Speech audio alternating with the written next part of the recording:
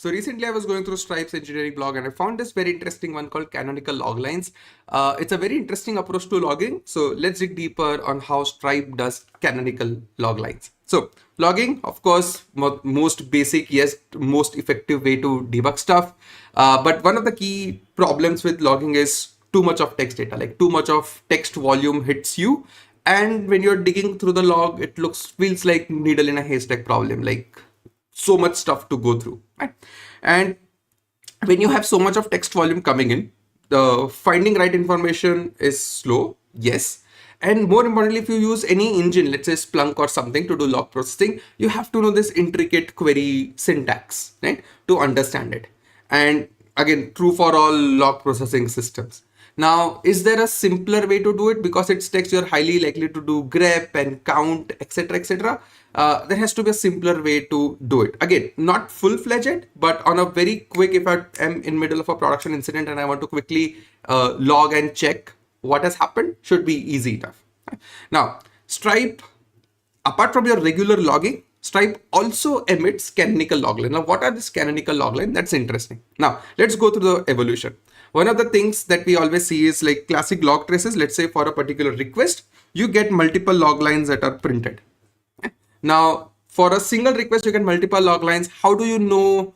Because you are getting multiple requests at once. How do you know which line corresponds to which request? So, which is where you have heard of structured logging, where what you do is you essentially add key value pairs next to your log line, which helps you. And more importantly, one of the important ones would be request ID that gets attached to every single log line, if possible, so that you can stitch multiple log lines together and see, okay, this is what constitutes one request and all of the things that have happened in the context of a request.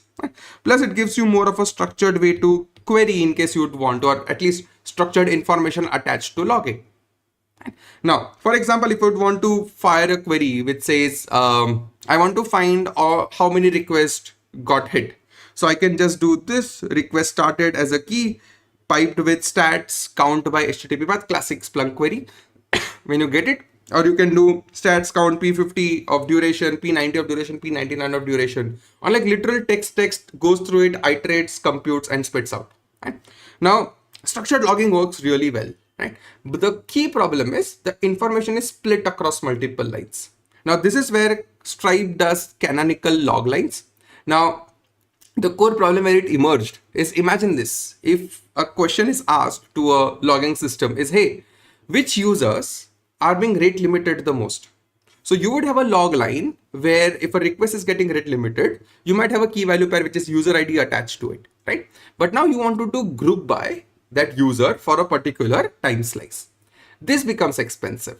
Why this becomes expensive? Because now your log processing system has to parse a lot of data, process a lot of data, aggregate it, and more importantly, stitch a lot of data, like multiple log lines, multiple events emitted belonging to the same request.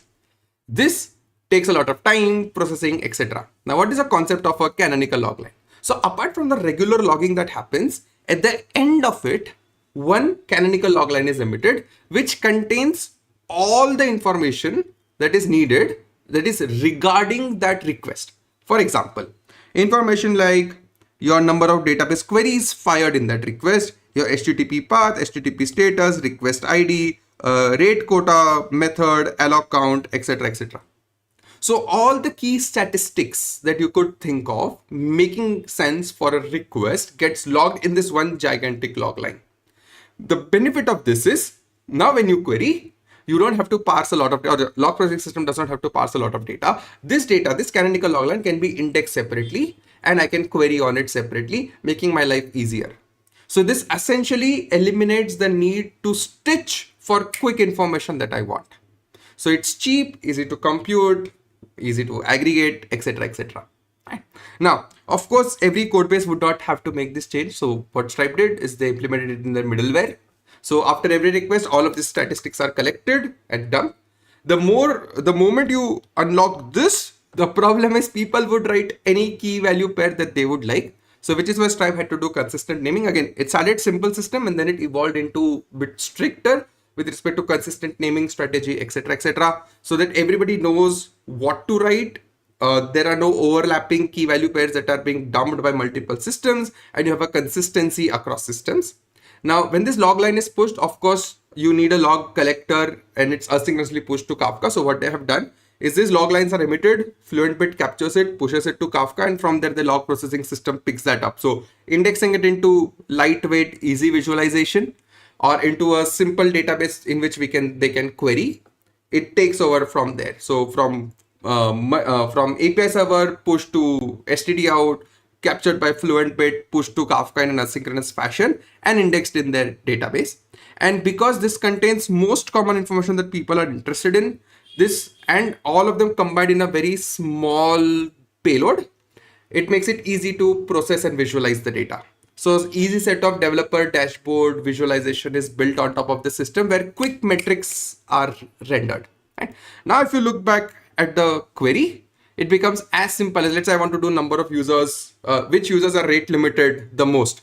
For me, the query goes like this. I'm looking for canonical logline as my string. Again, classic Splunk query where rate allowed is false, stats count by user ID. Done. Rather than now my Splunk has to stitch multiple log with request ID and then figure out what has happened. This becomes a very simple query because I am dumping yet another canonical log line at the end of the request, having most common information that most dashboard or statistics or subsystems need. I found it very interesting because I always struggled with log systems, but this is such a good way to dump it that after your request, just dump one canonical log line with most critical or most common information required by subsystems. So because I found it interesting, I thought I would share it with you. I hope you found it interesting. Hope you found it amusing. That's it for this one. I'll see you in the next one. Thanks a ton.